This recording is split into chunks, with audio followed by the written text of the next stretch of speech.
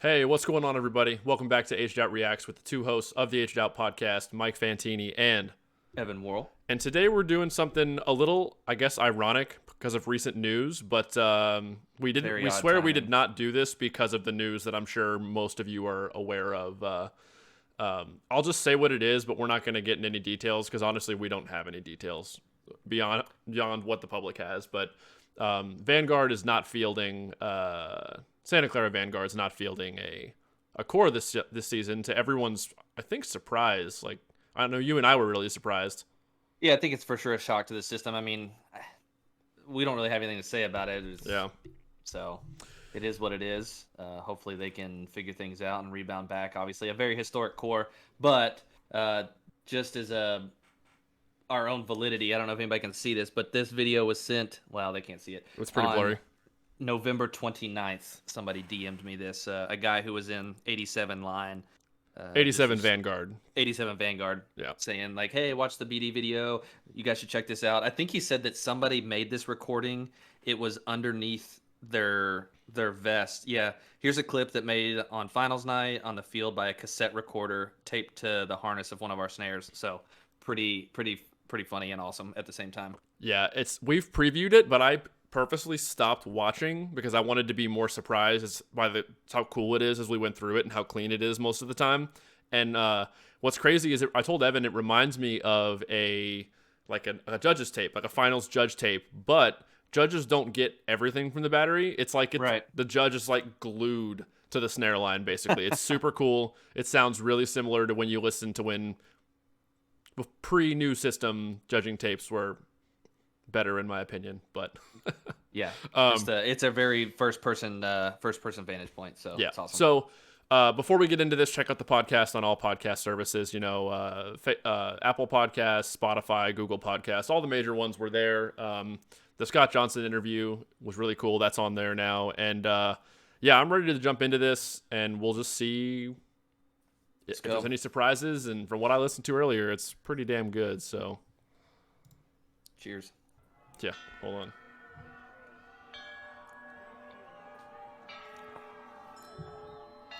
I did ask that guy if those hats were crazy hot. He said Yeah. they weren't too bad.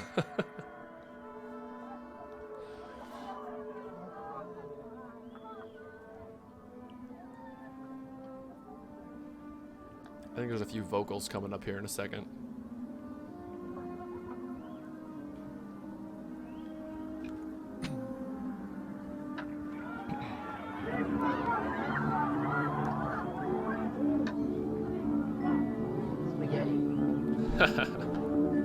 Spaghetti.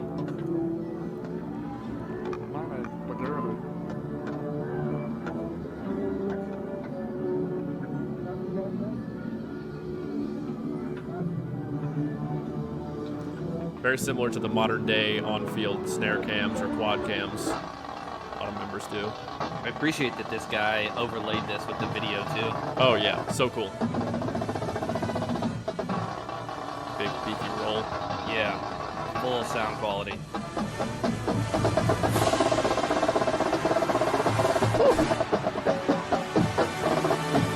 Dude, that judge is out there getting an earful too. Good tap fives.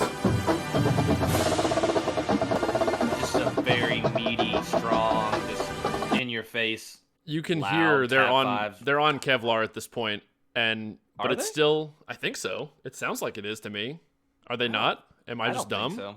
I think Oh. it sounds like Mylar, but Oh, well, I was going to say, and I could be totally wrong, this guy's probably going to make fun of us, or somebody will, but I don't really care. I'm already on That's the fine. tangent. If they're on Kevlar, you can tell it's like that transition period where some of the members probably still played on Mylar, and so they're getting that beefy, dug-in sound. That's all I was going to say. yeah, I'm not sure, to be honest with you. I think we had said the cadets were on Kevlar in 87. Maybe. Who knows? I'm sure he'll comment. Probably. Cheers to my ignorance.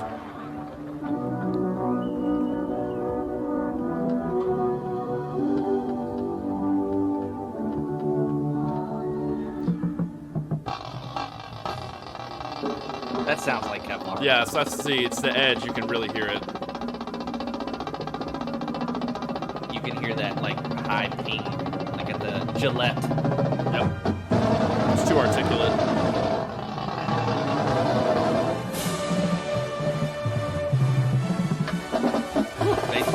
Dude, just so tasty riding in the bass back there.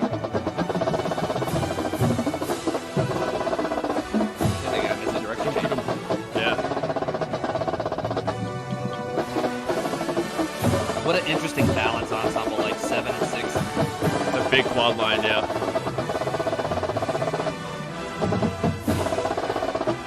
It's probably fun. They probably just told the snares to go hard, like just play. Just play as hard as loud as you can.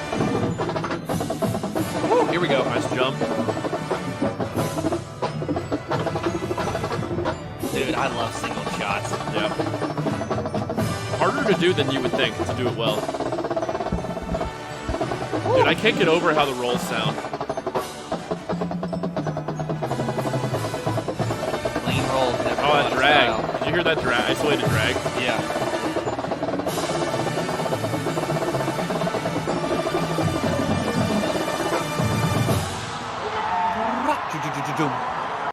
So I have to ask a question really fast. And obviously, if the recorder's on like a dude in the center's carrier or somebody, and when they're at the edge, I feel like you're only really hearing like 2 or 3 snare drummers. But when I feel like it's really that clean, like once they come to the center of the drum, you can hear like the blended sound around them. Exactly. Because you can still hear like the quads and basses. So it's like it's picking up the ensemble. So I'm like, is it this nasty good? As I think it just is. Like when they're playing in the center of the head, like you're hearing all 7 snare drummers. So I always heard this line was good. I just don't know how I never saw this video till now. The mid-show salute. Yeah, the mid-show. We get this standing ovation before we keep going. That's how you know you're doing something nasty. Right. Yeah, that's awesome. Just chucks his hat off and says, "We're not done yet." Dude, I love that. That was awesome.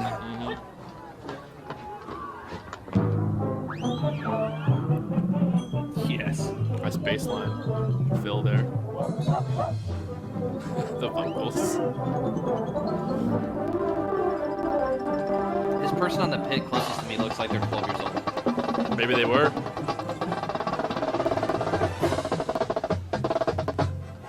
Woo. Just great tap rolls, tap 5s.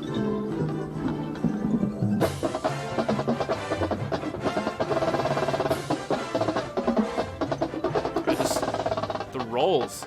Woo. That decrescendo. Hasty. Just upbeat little.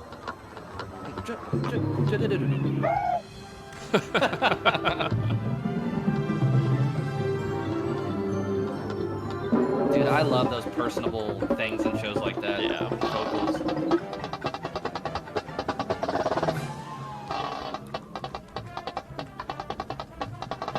Very delicate. Flam work.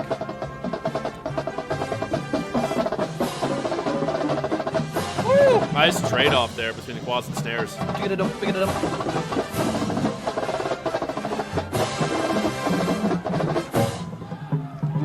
The high step. Syncopated rhythm. Tempo change. Style change. Just ramming on the boards.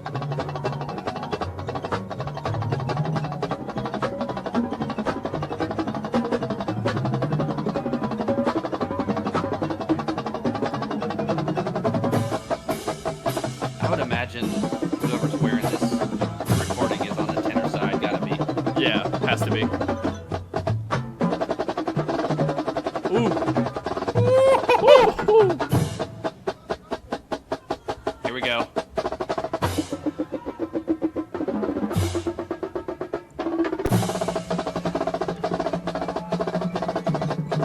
That's cool. All the little space.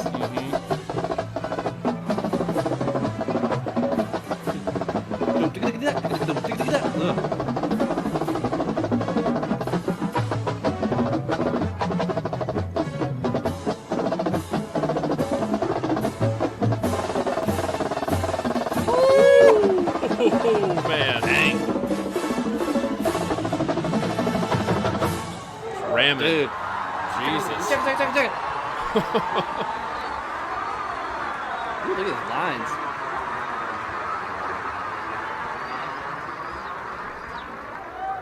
Oh, sweet. We still got like 5 minutes left.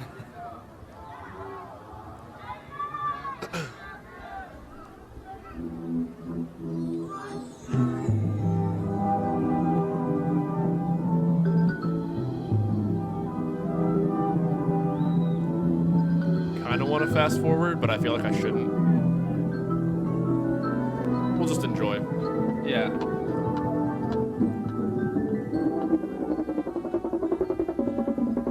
Some puffies. I think so. That dude looks so relieved. He's like, nailed it. I didn't screw it up.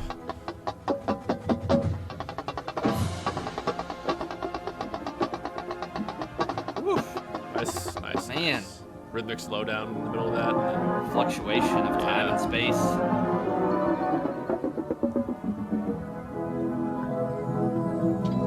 And you know, too, that's just one of those moments they had to have worked on. Like, now we have the benefit of like programmable metronomes. Oh yeah, it was just like and stuff. we're just It's gonna like, we're rep just this gonna and do feel this. it the same.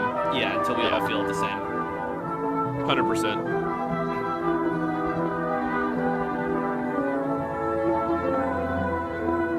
I think that's a better way to do it anyway than like sometimes program mets now. It's like it's not very organic the way you feel it. Yeah, I mean, even in like high school, we had like accelerandos, and sometimes like the decels are hard because like you want to really pull those at the end of the phrase and really exaggerate it on those like last couple notes, you know? Before they get into whatever they're about to play, like I fully agree with that statement of just like that. Even as a math person that really appreciates the mathematical accuracy. Appreciates. Yeah, leave me alone. Mathematical accuracy of like doing cool rhythmic stuff like that. The organic nature of a group of people feeling stuff like that together in time and having an ebb and flow is a really just relatable and enjoyable thing to experience, like listening and watching to a musical performance. So I agree. I definitely appreciate the fact that they didn't have all the technology we have this now. So we have stuff like that. Little edge roll. Long buzz. Looks like they're barely Jump even to the moving middle. their arms. This reminds me of a Broken City feature.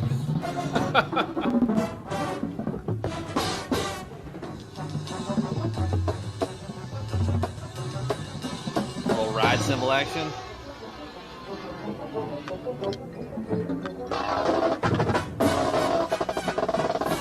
Yes. Ripping that roll.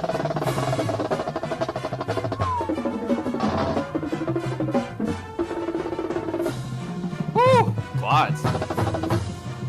They pass the ball around so well. Listen to the articulation of those Dude, flam drags. drag- Listen, like the It's grace note interesting. articulation. Yeah, like the interp is all the same. It's definitely an old school, I would say, interp. Little like, tight. It's a little tight. little more closed rhythmically. But like You can hear the clarity of the grace note too, though. It's so cool. Yeah. Kudos to the bass, walking bass figure. I talked over it, going back. Yeah, you did. Got to give Right, the shut bass line credit.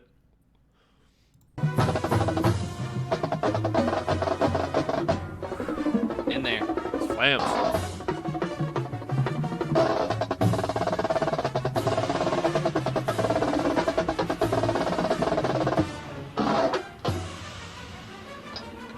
They play a lot of buzz rolls, I'm not gonna lie. Dude, buzz rolls are musical. I'm not hating on it, just pointing it out.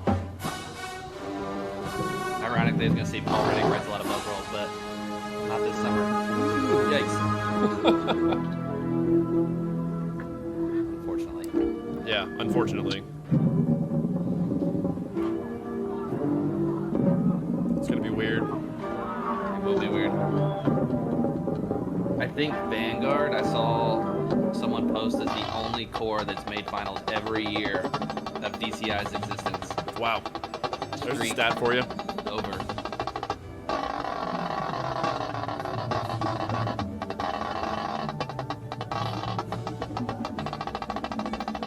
Oof. Such control.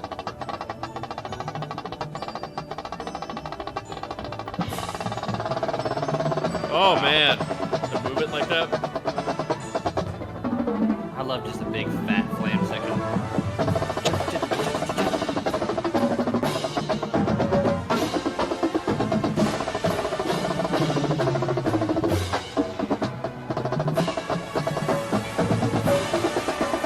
Hey, nice.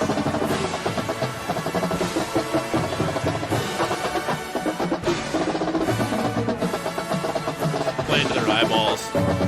80s Vanguard with all the magic tricks all the time.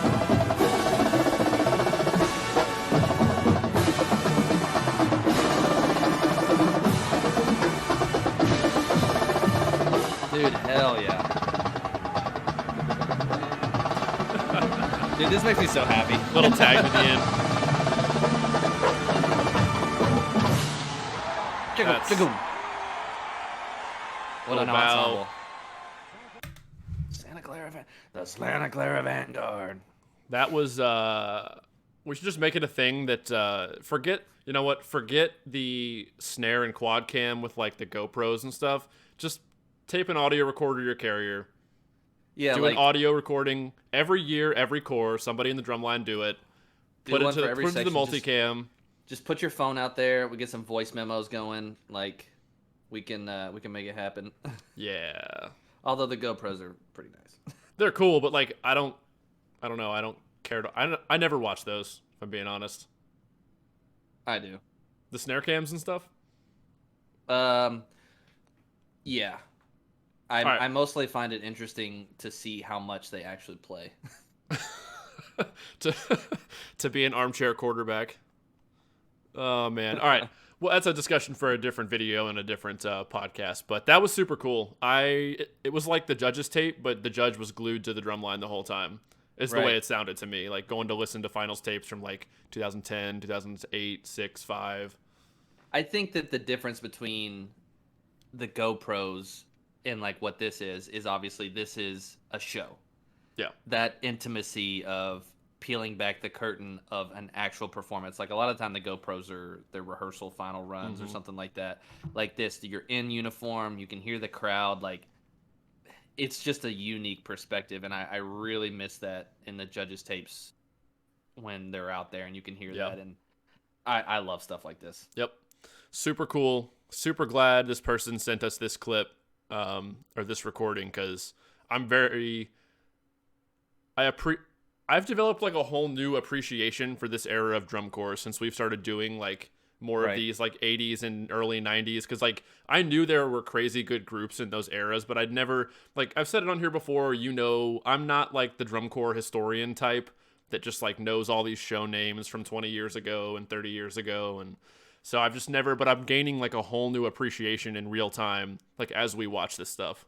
Yeah, man, we just need to continue to bridge the gap between the roots of the activity and where it is today. It's both are excellent in their era. It's like comparing 60s, 70s NBA to modern NBA. It's just different. Very different. But great all around. Yeah. Still has 80s, like, yeah. Still deserves all the accolades and everything. So, all right. Let's wrap this up. We could get into a whole podcast right now, but that's for another day. Hope you all enjoyed this 87 Vanguard clip. We did. Check out the podcast on all podcast services, Facebook, Instagram, never miss an update. And I don't know what we're going to do next. I think the next podcast guest should be Lee Bettis. He got back to us today, right? We'll figure out. Yeah, we'll just need to figure out a time that works. Holidays. But so we'll get it nailed down. For those of you listening still at the end of the video, there's a little coming soon to a theater near you. So we will have a good holiday, everybody. If we don't make any more content, we're planning to. But happy holidays, and we'll see everybody in the next one. Peace.